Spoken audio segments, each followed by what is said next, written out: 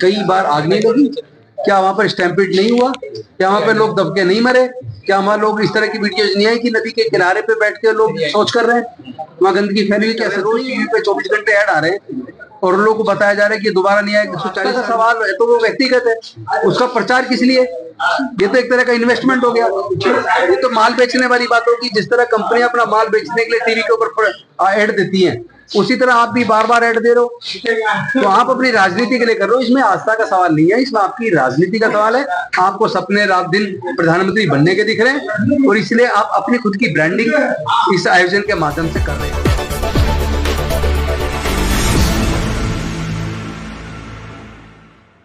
योगी आदित्यनाथ में मानवता की मांग भी है। योगी आदित्यनाथ देश के संविधान में भरोसा नहीं करते। जिस तरह की नफरत की भाषा का वो इस्तेमाल करते हैं, तो इसका मतलब तो जैसे मोरों को कह रहे हैं कि जो गीत है उनको होते नजर आई, जो गंदे लोग हैं उनको गद्दी नजर आई। मैं समझता हूँ कि आप नफरत की बातें करके नफरत से भरे हुए आपकी बातों में कोई तथ्य नहीं है। बात कुछ करनी है तो आप बताइए ना कि वहाँ वास्तव में क्या कई बार आग नहीं लगी? क्या वहां पर स्टैम्पेड नहीं हुआ? क्या वहां पर लोग दबके नहीं मरे?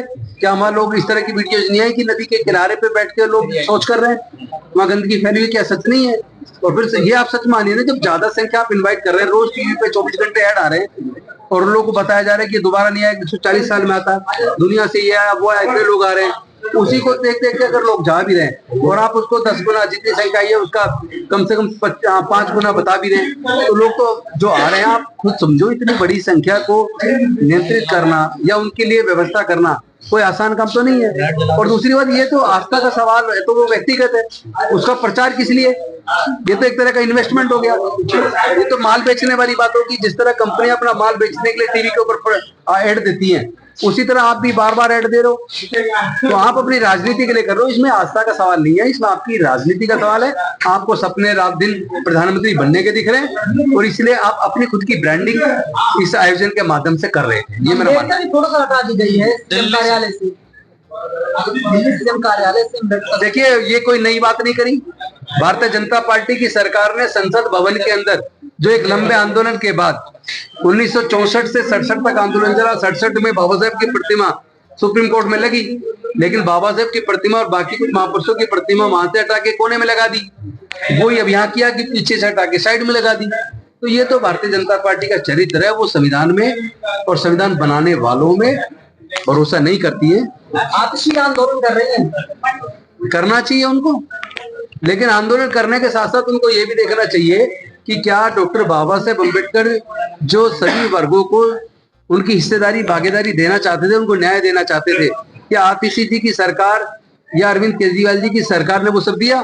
जब उनकी सरकार में मंत्री रहते हुए जो मैं बजट मांग रहा था, जो बच्चे हायर एजुकेशन की फीस का खर्चा उठाने में सक्षम नहीं थे, उनके एडमिशन कैंसिल हो रहे थे, तो मैंने तो मंत्री के तौर पर 150 करोड़ रुपए मांगा था कि उन सब बच्चों की पढ़ाई नहीं छूटेगी, मैं फीस दे दूंगा उनकी, उनको वजीफा बढ़ा देंगे, जो विदेश में जो पढ़ने की योजना बनी उसमें उनको पूरा खर्चा दे देंगे, और साथ में जो DSFDC जो बंद हो रहा है, Delhi SC ST OBC minority handicap development finance corporation, जिसके कर्मचारियों को पिछले 1 साल से तनख्वाह नहीं मिली है और वो लगभग ठप है, कोई लोन नहीं दिया जा रहा। अगर आप पैसा देंगे तो उसको भी हम चालू कर देंगे, लोगों को लोन मिलेगा सस्ते दर पे, लोग अपना रोजगार भी करेंगे। तो वो पैसा नहीं दिया, अब वो विपक्ष में आ गई है। तो बेशक आज बाबा साहब को फोटो को लेकर डॉक्टर बाबा नहीं, कोई अम्बेडकरवादी नहीं है, वो अवसरवादी है। सर, EVM को लेकर जिस प्रकार से अमेरिकी राष्ट्रपति ट्रंप ने बयान दिया, सर उस पर क्या कहना चाहेंगे?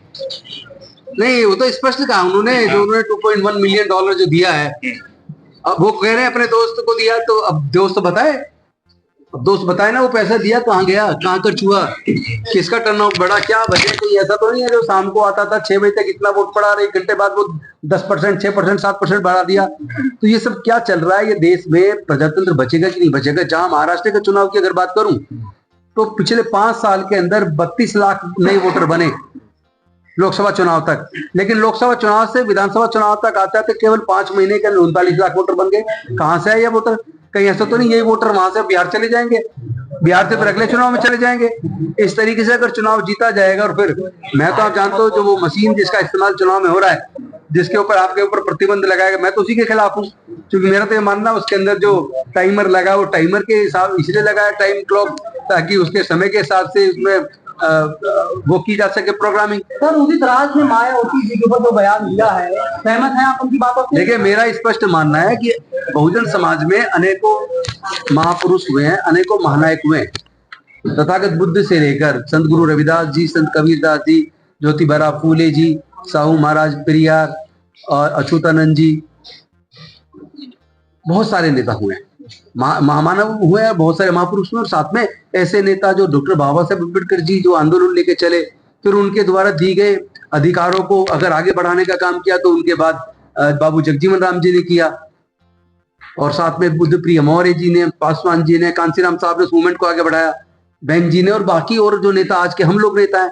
तो हमारा मुझे नहीं लगता हमें एक दूसरे को क्रिटिसाइज करने की जरूरत है, क्योंकि जब आदमी नेता नेतृत्व करता है, काम करता है, 10 काम करता है, 10 में से 6 अच्छे हो जाते हैं, 4 छूट जाते हैं या नहीं हो पाते, तो हम उस पर क्रिटिसाइज करने के बाद बजाय हम ये करें कि अब क्या चीज गलती हो गई जिसको हम सुधार सकते हैं, हम अच्छा करें, हम और अच्छा करके लंबी लकीर खींच के दिखाएं। कांग्रेस ना होती तो अम्बेडकर कुछ ना होती, मौका दिया कांग्रेस ने, उदित राज का साथ। मैं इस बात से सहमत नहीं। डॉक्टर बाबा साहेब अम्बेडकर जी का अपना व्यक्तित्व है, अपनी काबिलियत है, और उनकी काबिलियत का लोहा पूरी दुनिया ने माना है।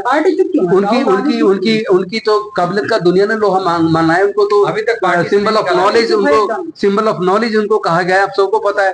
तो डॉक्टर बाबा साहेब अम्बेडकर को कोई क्या देगा, उनकी अपनी प्रतिभा थी, जिसका ये मैं तो कहूंगा कि कांग्रेस पार्टी ने को आभार व्यक्त करना चाहिए कि उन्होंने डॉक्टर बाबा साहेब अम्बेडकर के ज्ञान का सही इस्तेमाल किया, चाहे देश का रिजर्व बैंक बनाने में इस्तेमाल हुआ हो, चाहे प्लानिंग कमीशन बनाने में इस्तेमाल हुआ हो, चाहे डेवलपमेंट की बाकी स्कीम्स बनाने में इस्तेमाल हुआ हो, चाहे देश के संविधान का निर्माण करने में इस्तेमाल हुआ हो, चाहे अफर्मेटिव एक्शंस बनाने में इस्तेमाल हुआ हो। डॉक्टर बाबा साहेब अम्बेडकर एक वो ज्ञान का भंडार थे जिनके ज्ञान का इस्तेमाल जो भी करेगा उसकी तरक्की होगी। अगर कांग्रेस के पास उस तक शासन था, कांग्रेस ने उनके ज्ञान का इस्तेमाल किया, तो निश्चित तौर पर इससे देश के आगे बढ़ने में सहायता मिली है, और ये कि कोई एहसान नहीं है। डॉक्टर बाबा साहेब अम्बेडकर जी को अवसर मिला, तो वो अवसर का फायदा पूरे देश को मिला। सर बोध गया में जो आंदोलन चल रहा है उसको कैसे देख रहे हैं? कहा जा रहा है ब्राह्मण मुक्त होना है। देखिए, मेरा ये मानना है कि जिस प्रकार सभी धर्मों के धार्मिक स्थल स्वतंत्र हैं और उनका संचालन उसी धर्म के लोग करते हैं, उसी तरह बीटी एक्ट को तुरंत रिपील कर दिया जाना चाहिए।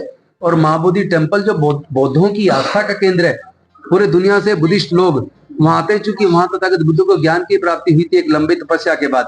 उसको एक्ट को तुरंत रिपील करके उसका मैनेजमेंट पूरी तरीके से बौद्धों के हाथ में दिया जाना चाहिए। 12 तारीख से वहां पे अनशन चल रहा है, उससे पहले भी बनते सुरेश ससई जी के नेतृत्व में 25-30 साल पहले लंबा आंदोलन चला था, हम उसमें भी शरीक रहे थे। अभी भी मैंने टिकट कराई है, मैं जा रहा हूँ बौद्ध गया। हम उस लड़ाई को तेज करेंगे, क्योंकि वो हमारे बौद्धों की आस्था का केंद्र है, उसकी मुक्ति होना बहुत जरूरी है। एक तरफ उनको अपनी आस्था की बात करते हैं, कोई उसके खिलाफ एक शब्द बोल देते तो उसको जेल में डाल देते हैं। तो भाई तुम्हारी आस्था है, क्या हमारी आस्था नहीं है? आपने बाबरी मस्जिद तोड़ी ये कह के कि वहां रामलीला पैदा हुए, और आप वहां पे जबकि अवशेष जो मिले तो साकेत नगरी थी, बुद्ध के अवशेष मिले। लेकिन आप बुद्धिज्म महाबोधि टेम्पल के बारे में तो पूरी दुनिया को पता है कि वो बौद्धों की आस्था के केंद्र है, वहां तथागत बुद्ध को ज्ञान की प्राप्ति हुई थी, और वहां सम्राट अशोक जी ने महाबोधि टेम्पल बनाया था, दोबारा मंदिर बना। उसके अंदर ब्राह्मणों का क्या काम? उसका पूर्ण संचालन और नियंत्रण वो बौद्धों को मिलना चाहिए, और हम उस लड़ाई को तेज कर रहे हैं।